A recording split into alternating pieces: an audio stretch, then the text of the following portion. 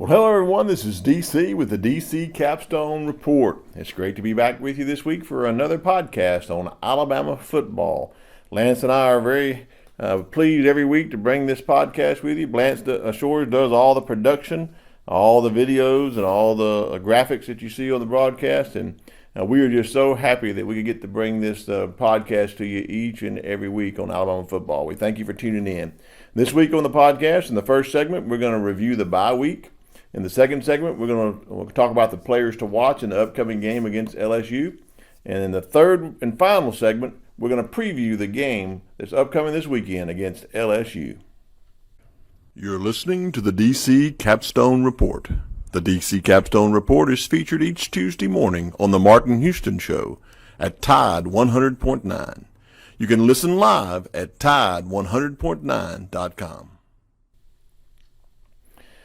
Well, it's great to be back on the podcast this week. This first segment, we're going to take a look at the bye week. Alabama's coming off a week, didn't have a game, and a lot of things happened during the bye week. Last week on the podcast, we talked about some things that we needed to do, we need to work on during the bye week. What could we do during this bye week to really make Alabama football better? Well, the first thing says we need to get healthy and we need to stay healthy. And I think that overall we did a really good job. What I've seen as the players have been coming back from their weekend off, it looks like that the players got healthy. There was a lot of treatment going on for those that were nicked up, banged up. They had a lot of rest. We had some good things happen. One of the players, Miller Forstall, was able to, I think, ask his girlfriend to marry him. We had some fun stuff happening for the players. They got to go home. I saw where some of the players were going home and their mothers were cooking their favorite dishes for them, and a lot of fun things happened. But one thing that happened that affects the team on the field in a derogatory way was the fact that Trey Sanders had a car accident on his way home.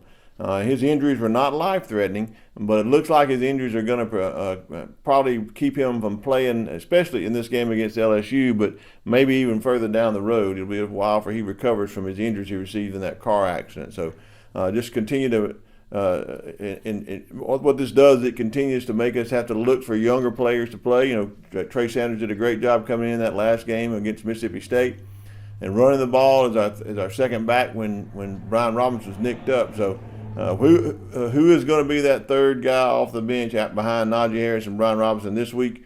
Look for Jace McClellan to try to step up in practice, Roydell Williams, Kyle Edwards, one of those three to step up in practice this week and take some more of those reps that Trey Sanders would have gotten. So looks forward to staying healthy and getting healthy. We hadn't had any great COVID outbreak. That remains to be seen when they get back, when all the kids come back from their parents' homes and seeing different people. You know, when they're here on a campus in a bubble, we can pretty much keep them safe from the virus, but when they go home, you never know.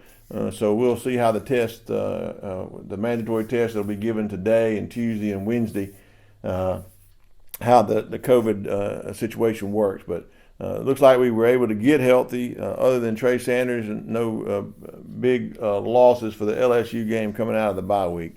The other thing we said was the defense could build upon their momentum that they had coming in. This week of practice is going to be critical, I think, as they prepare for the LSU game, to have this defense continue to build on the momentum that they came out of the second half of the Georgia game.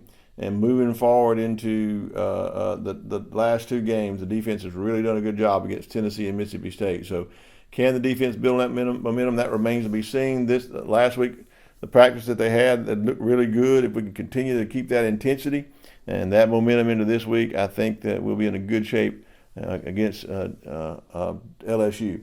The other thing was how we're going to develop another deep threat receiver. You know, without Jalen Waddle, is there going to be another deep threat receiver? I predicted last week that person will be Javon Baker, number 5. And from what I can tell, he did a really good job in the very beginning of practices early on and in the first part of the bye week. And it looks like that he can, if he continues that, there might be an opportunity for him to make some plays within this upcoming week. So if the practices go well, it looks like that maybe they can continue to develop him as that third wide receiver deep threat ball anyway.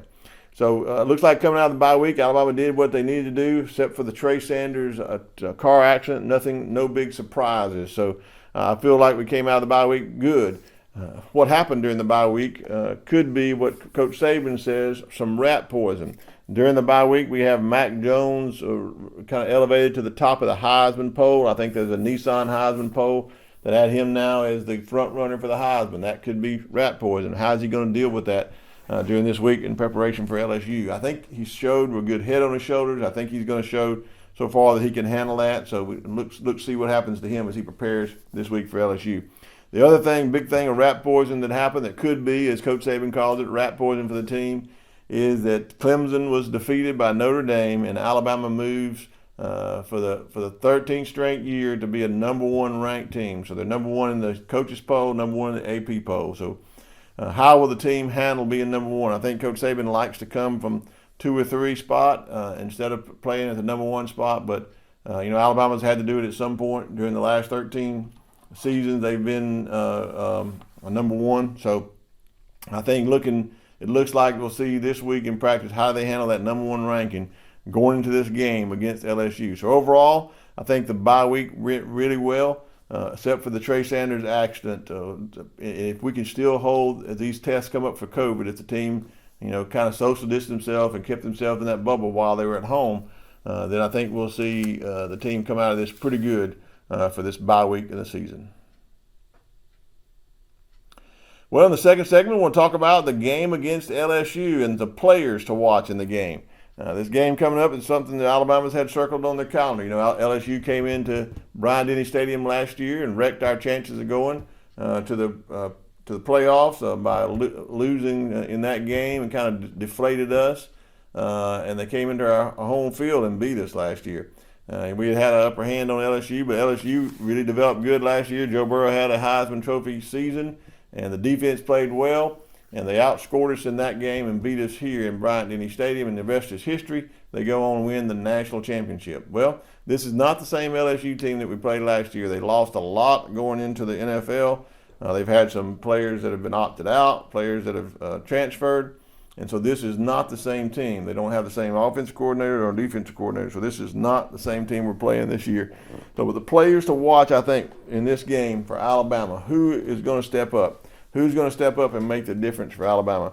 I think, first of all, it falls to Mac Jones. I said in the first segment, Mac Jones elevated now to a Heisman frontrunner. How does he handle this new added pressure on him? Well, I think he has an opportunity to go into this game against LSU on a national stage, on primetime television, and really make his case for the Heisman. This is his time. If he wants to do it, if he wants any bigger stage, you won't find it prior to the Heisman, I don't think. So here's the time for him to do that. Can he do it? Yes. I think that he has the skills to do it. I think he has the playmakers around him to do it. And I think he has the offensive line, in my opinion, the best offensive line that an Alabama quarterback has had in front of them in quite some time, since the A.J. McCarron days. So I think Mac Jones has an opportunity to show out in this game. And I think he can take advantage of the LSU defense. Now, I know that's people say, well, LSU has a great defense. Well, they have in years past. But this defense, didn't show much against Mississippi State. It hadn't shown much in against Auburn recently. So you can't throw out either one of those games. They got really handled in the passing game and in the running game. So I think Mac Jones has an opportunity to throw the ball in this game and make some big plays. As long as he plays within himself and takes what the defense gives him and takes advantage of every play that they can, either short passes, intermediate or long, whatever they give him. If he just concentrates on that, I think Mac Jones has another stellar game. Another player on offense I think is going to have a good game is Najee Harris. Najee Harris has been getting better each and every week when he's running the ball, and I really think that we have an opportunity to run the ball in this game that really enhance or set up our passing game even better. So I think Najee Harris comes out in this game, has a big game. It's in Baton Rouge. It's a chance for him to shine on the big stage. I think he really puts up a good performance in this game to go along with Mac Jones. I think Najee Harris running sets up Mac Jones passing, and they really work together in this game to have a great offensive performance. The third offensive player to watch in this game is Devonta Smith. Can Devonta Smith build on the killer game that he had against Mississippi State? I think he can. He had a great game against Ole Miss a year ago. He had a great game against Mississippi State this past year, but I think he can even do better. I think he has the motivation to do better, and he wants in this national stage Devonta Smith can step up and really show the NFL scouts exactly what kind of player he is, what a great route runner he is, and what a great ball catcher and strength that he has. Derek Stingley, the defensive cornerback from LSU, if he's able to play in this game, if he's healthy, he's going to be one of the best matchups that Devonta Smith has had this year. And if Devonta Smith can take advantage of that matchup on a national stage, he really makes elevates his NFL clout this year. So I think the players to watch on offense are Mac Jones, Najee Harris, and Devonta Smith. Now on defense, I want to name two names here that I think is going to be critical in this game. Of course, our defensive line play is going to be critical as a whole, and our defensive backs are going to be critical as a whole. All of those things as a whole. But two names I think I want to name here are two Louisiana young men who did not go to LSU and chose to come to the University of Alabama. And I believe Dylan Moses, the first one, is going to be a player to watch. I think he's going to be motivated. He's going to be hyped up for this game to play in Baton Rouge against the team that he spurned and came to the University of Alabama. He had to sit on the sidelines last year. He had to sit on the sidelines last year and wasn't able to play because of his injury. And this year he gets to play, and I think he's taking on an attitude. He gets to play. He gets to play in this LSU game. And again, as I said, this is a national stage. He gets to go back into Baton Rouge and show what he can do. I really believe that Dylan Moses is going to have the best game he's had all year. And coupled with that, Christian Harris, a young freshman who made some mistakes last year out of Louisiana, wanted to play well. He's thrust into a starting role last year because of Dylan Moses' injury, and just had some issues. This year, I think with Dylan Moses beside him, he's played well. I think these two Louisiana young men from the area who had a chance to go to the home school and spurn them to come to Alabama, they get to go in here to Baton Rouge and make a statement on defense. So I know we've got to have good line play, and I know we've got to have good defensive back play to do well in this game, but I believe that Dylan Moses and Christian Harris are the two to watch on defense. I expect them to be flying all over the field, making plays, and asserting themselves against this LSU offense. So my players to watch on defense are Dylan Moses and Christian Harris. Well, we've come here to the third and final segment of this podcast on Alabama football. We're talking about a preview of the LSU game. Alabama goes into Death Valley, Baton Rouge, Louisiana, to take on the LSU Tigers. LSU's not having the best year that they coming off of a national championship year. There's a lot of rumblings going on in Baton Rouge about Coach Orgeron and the Bo Pelini and the people he surrounded himself with this year, and there's there's been a little dissension among the team, among players. So it's really not the same team that Alabama played last year. But I think Alabama takes into Baton Rouge one of the best teams that they've had in quite some time. This is going to be one of the best offensive lines that Alabama has been able to put on the field for a while. And I think that's going to make the difference in this game. Our offensive line had a really tough time last year matching up against the LSU defensive line. And this year, I believe Alabama has the upper hand on that area. So I think our line against their line, our offensive line against their defensive line, I think is going to be where it makes the difference in this game. And what I mean by that is I believe we're going to be able to assert our will on the offensive line, on the defensive line. Early in the game, it's going to be tough going, but I think by the mid to the third minute of the second half on to the end of the game, you'll see our offensive line really assert itself against the defensive line of LSU. I think running the ball is going to be key. I think we're going to have to establish the run in order for us to pass the ball well against LSU. I think we've seen other teams do it that way, and we've seen some other teams come out and just throw the ball against LSU. Mississippi State just came out and committed to throwing the ball and did it really good against them. But Auburn ran the ball, and then it set up the passing game. So I really think that that's going to be the way that we do in this game. Najee Harris, give him the ball, run by Brian Robinson against them, and use the offensive line to kind of push this LSU defensive line and get them worn down and get them tired. I think Najee Harris has a big game, but I think that opens up the play-action passing games. And that's the second thing to watch in this preview of the LSU game. When we're on offense, watch for us to run the ball to set up the play-action passing game. And I think Mac Jones has a great game coming off that play action passing. I think he's able to hit Devonta Smith, John Mechie, Slade Bolden on a lot of slant plays, a lot of play action passes, and I think he also is able to use the run pass option in order to get them open over the middle as well. So I think if we establish the run, and if we throw the ball well on play action passes and limit our turnovers, if we can limit our turnovers and steal the momentum away from LSU, I think that we really have a good game on offense and really have a great offensive production against LSU. Probably one of the best offensive productions against LSU we've had in quite some time. What do we got to do on defense? Well, LSU hasn't been great on offense, but they still have some great five-star talent and offensive weapons all over the field. They can break a big run. They can hit a big pass play. And we're going to have to keep that in mind. Our defensive backs are going to have to play good. I hope that we learn so much against Mississippi State that we come out and we can attack them with the dime when they're in passing downs, the dime formation on defense in order to put the extra defensive back in there and utilize Brian Branch and Malachi Moore, the two freshmen, as well as our other defensive backs in order to cover the pass.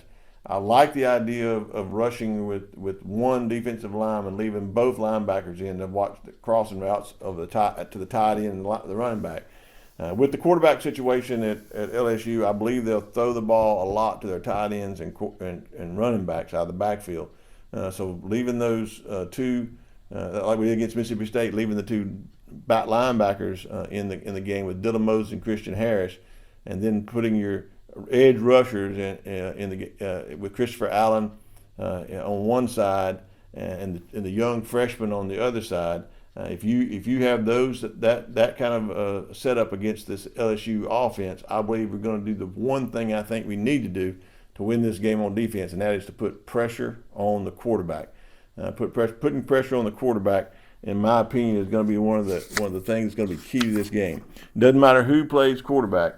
Whether we got the young freshman in there or whether we got the Miles Brenner's been in the scheme for a long period of time, if he's back healthy, if we can put pressure on the quarterback, I think it's going to cause some turnovers. I think it's going to limit their ability to get the ball out quickly. And if we do that, our defense is going to have a really, really good game. So I think Alabama shows up in Baton Rouge this week. I think they come off the bye week rested. I think they're ready to play. I think they come out and establish their will to run the ball on offense. I think they play really, really solid defense, continue that momentum that they built in the previous games. And I believe that in the end, Alabama on a national stage, they don't let the number one ranking go to their heads. They play tough man football against this LSU team. And in the end, Alabama comes away with a big victory. I'm predicting Alabama to score 52 points. Alabama wins this game against LSU 52-21. Well, I really appreciate everyone tuning in this week. That's all for the podcast. Lance and I really appreciate your continuing to support us here. Until next week, this is DC with the DC Capstone Report, signing off. Roll Tide.